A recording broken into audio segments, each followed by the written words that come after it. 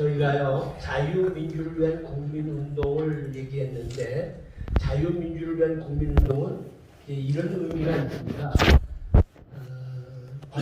박정희 대통령께서 새마을운동을 통해서 잘 사는 나라를 만들었다면 이제는 자유민주운동을 통해서 바르게 사는 올바른 나라를 만들어야 되는 게 맞지 않나. 지금 좌파 우파 전 국민을 나눌 때에 그래도 그저 좌파들은 한 30% 그리고 70%가 우리 우파야. 그래도 우파가 많아. 그랬는데 지금은 거꾸로 60대 40이 되는 거죠. 좌파가 60이나 되고 우파는 40에 불과한 정도 됐다고 한다면 자유민주운동이 정말 필요한 이런 때가 아닌가 하는 생각을 하게 됩니다. 그래서 대한민국을 바로 세우기 위해 앞장서는 새로운 패러다임의 시민운동이라는 겁니다. 서경석 목사님이라고 여러분 아시겠습니다. 그분께서 태극기 집회를 시작을 하는데 그 전에도 태극기를 들고 많은 분들이 이게 광화문 바닥을 헤맸지만 태극기 집회라고 하는 이름으로 시작된 것은 바로 2016년 11월 10일입니다.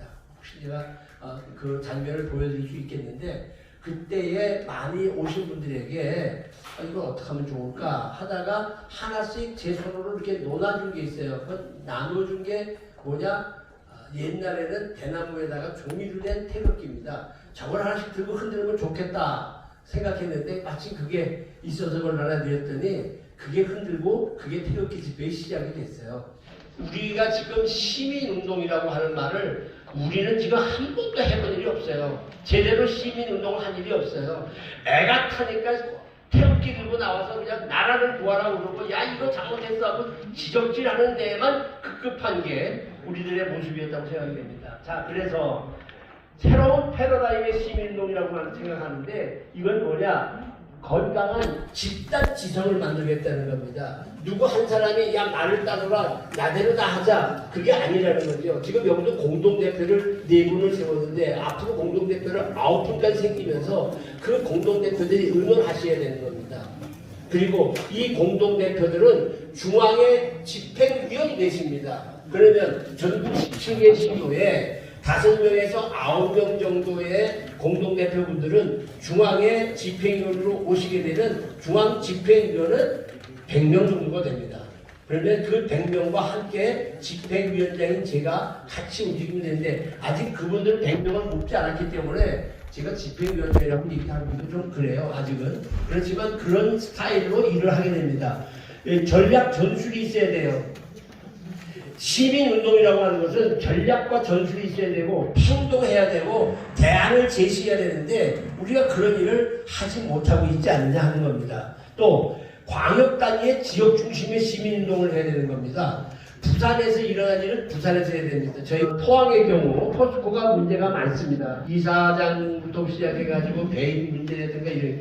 그래서 그 문제를 가지고 중앙에서 얘기한 것이 아니라 그 경북 자민국에서 한 30명이 포항시청의 기자실에 들어가서 거기 앉아있는 모든 기자들에게 기자회견을 했어요. 오늘 이런 자리에 부산 지역의 기자들이 와야 돼요. 지금 대구에서도 그렇고 경북에서도 그렇고 전부 이런 자민국이 만들어지고 있다는 것을 전부 기사화하고 있습니다. 오늘 내용을 잘 만들어서 기자들에게 보내가지고 반드시 이 일을 할 수 있도록 해주시면 좋겠습니다. 이 사회의 부정, 부패 이런 것들을 좀 정리하려고 하는 이런 개혁에 앞서는 일을 합니다. 그 가운데 제일 먼저요. 대한민국 국회의원들의 특혜 문제입니다. 지금 내년 선거에서 우리가 어떻게 이길 것이냐 하는 것에 대해서 크게 3그룹이 있습니다. 첫째는 어떤 그룹이 있느냐면 일단 무조건 나라가 빨개지니까 이 빨개졌다고 하는 얘기를 많은 사람들에게 알리기만 하면 돼 하고 만들어진 게 이 책입니다. 여러분 지금 갖고 있는 이희천 교수님이 이제 저희랑 같이 하고 있는데 이 이희천 교수님은 그렇게 얘기를 해요. 어떻게 하든지 많은 사람에게 알리면 된다. 두 번째, 부정선거를 얘기하는 분들이 계세요. 그래, 부정선거 막아야 됩니다. 근데 여러분 잘 생각하셔야 돼요. 우리가 지금 부정선거를 밝히라는 운동보다는 공명선거를 하도록 그 일에 운동이 되어야 된다는 겁니다. 지금 현재의 우리가 선거를 치르고 있는 선관위는 누구 밑에 있는 선관위예요? 윤석열 정부 밑에 있는 선관위예요. 만약에 윤석열 정부 밑에 있는 선관위에서 가장 각색의 문제가 일어나게 되면 그 모든 것의 책임은 누구한테 갑니까? 그러니까 이게 잘못하게 되면 윤석열한테 무리가 될 수 있는 부분도 있어요. 그러니까 우리는 공명하게 선거를 치러야 된다고 하는 쪽에 운동을 펼치고 그 일을 하도록 만들어야지 자꾸 지나간 거에 대해서 밝혀라 하다 보게 되면 우리도 힘 빠지고 되지도 않는다는 겁니다. 예, 여러분 제가 혹시 잘못 얘기하면 오해가 될까봐 더 길게 하지 않겠습니다. 그런데 문제는 대한민국 국회의원들의 특혜입니다. 국회의원들 한 명이 4년간 지원하는데 35억이 들어요, 국고가. 그런데 국회의원 300명을 4년 동안 지원하는데 얼마가 드느냐? 1조 500억이 들어요. 저렇게 아무것도 안 하고 싼질만 하는 국회의원들을 쳐다보고 앉으면서 1조 500억을 쓰고 있단 말입니다. 어떡하든지 저 특권을 내려놓게 만들어야 돼요. 대한민국 국회의원의 대비가요, GDP 대비해서 세계 1위예요, 1위. 이 정도입니다.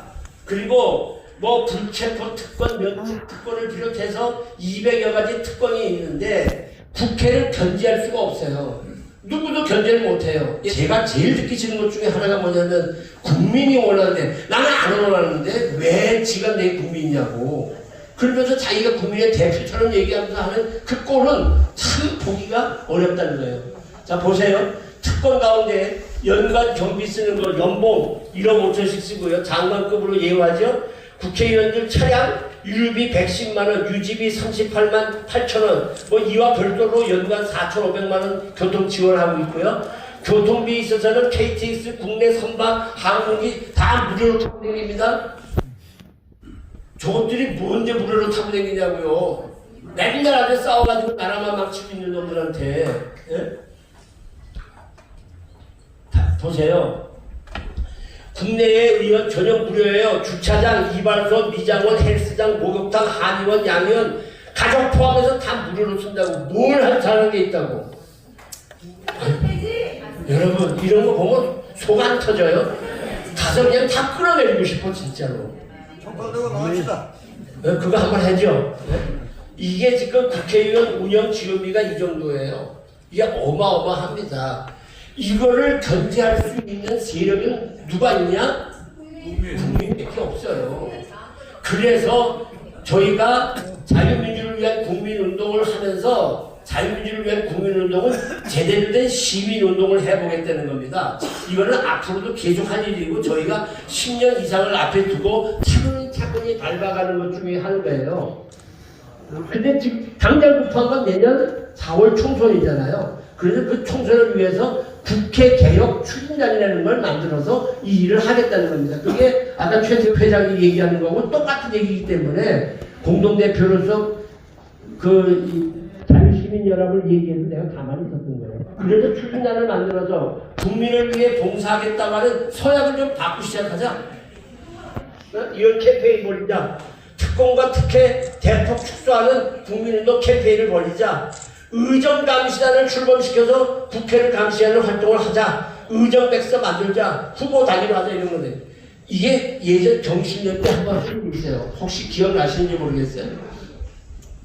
300명 자원봉사자를 불러가지고 국회의원들 1대1로 다 매치를 시켰어요. 당신은 저 A 국회의원만 한 달 동안 쫓아다니면서 다 조사해.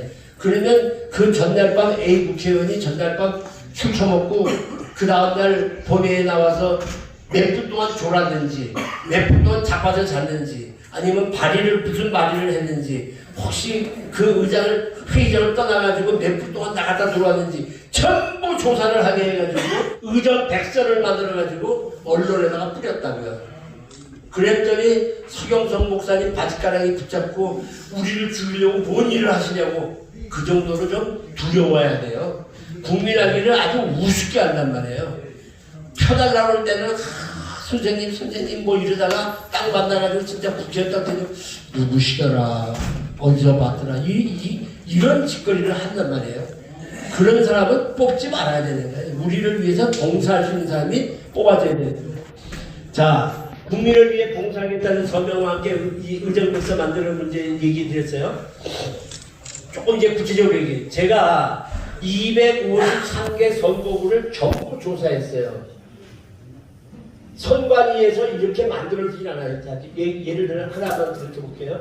지금 253개국의 이 종로구입니다. 종로구가 2020년에 총선 때 더불어민주당하고 국민의힘하고 황교안 대표하고 이낙연이하고 붙었는데 이낙연이 54,000표를 받았고 황교안이 37,000 받았어요. 근데 종로구 안에 딱 이렇게 선관위에서 54,000 이렇게 안 나와요. 다시 말하면 투표구마다 다 다르고 그건 선거구가 다 다르잖아요. 그걸 전부 합산을 해서 만들어낸 게 54,000이에요. 이러다 보니까 이거를 2만 셀이에요. 18,000 얼마가 되는 셀을 우리 쌤들이 세 분이 고생을 엄청 해가지고 2달 만에 이걸 다 만들었어요. 자, 보세요. 이렇게 전국 253개를 다 해가지고 예를 들어서 부평구 같은 경우는 한 번도 우리가 이겨본 적이 없어요. 이런 데는 한 번도 이겨본 적이 없으니까 어떻게 되느냐? 결국은 이재명이가 셀프 공천하고 여기도 되는 거야, 지가. 이런 데가 있다고요. 여기서 이제 부산 같은 경우도 보면 또 나오죠. 여기 부산에. 여기 부산도 보게 되면 우리가 다 많이 이기지만 사하고 가까운데도 또 사하고 이런데 여기가 지는 경우가 있잖아요. 세 군데가 져요. 자, 요거는 이제 우리가 공격할 만한 곳인데요. 보세요. 이게 지난번 부산 경우인데 남구을이에요. 더불어민주당이 41,000표 50.5% 당선이 됐잖아요. 미래통합당이 39,000표예요. 그런데 이게 국가혁명 배당금도 어떻게 보면 우리 표일 수도 있는데 이 616%를 여기다 더했어. 한번 이거하고 이거 더해봤다고. 그랬더니 차이가 790, 792표밖에 차이가 안 나요. 이게 뭘 얘기하겠어요? 단일화를 통해서 잘하면 이길 수 있겠구나 하는 거예요. 그런데 이런 경우는 북구 각석 각 경우는 1132표의 차이가 나요. 다음 보실래요? 요건 15표를 줘요. 15표. 이런 거를 생각해 보게 되면 이제 구체적으로 표싸움으로 들어가야 되는 겁니다. 몇 표를 만들어낼 수 있는가? 그게 중요하단 말이에요. 아까 최 대표님 한 사람한테 10명 전화한다면 전화해서라도 어떻게든지 끌어내고 가서 빨간 거 찍어야 된다고 얘기하고 하는 일을 해야 돼요. 저희가 보통 국회의원들 보니까 5만 표 정도에서 많게는 7만 표를 받으면 당선돼요. 저희 시흥 같은 경우는 한 번도 이긴 적이 없어요. 경기도 시흥이. 그래서 지금은 제가 뭘 하고 있느냐, 시흥 안에 있는 모든 우파 진영의 사람들한테, 특별히 목사님들한테, 목사님네 교회에서 몇 표를 만들 수 있어? 아, 우리 교회에 교인을 하나 500 깼는데 이상하게 그 빨간 데 찍을 줄 알았는데 한 200표 이렇게. 또 우리 단체 가운데서는 단체는 뭐 30표 이렇게 해서 지금 모아드리고 있는 게 10,000표를 모아드리고 있어요, 현재. 그거를 적어도 25,000까지만 만들면 승부를 볼 수 있지 않겠나, 이런 생각을 하는 거예요.